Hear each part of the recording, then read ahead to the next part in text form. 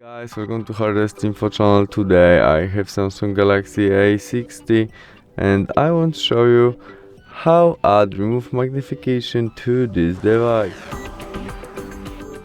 Firstly, open settings application. In it, scroll down and look for accessibility. Now we choose our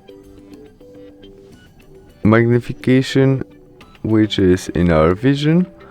And there we tap on our magnification right there. We must turn on it and choose option how we want to activate it. Maybe tap accessibility button. And there we have our accessibility button. We must tap it to activate it. To change position of that, use two fingers and swipe with it on screen.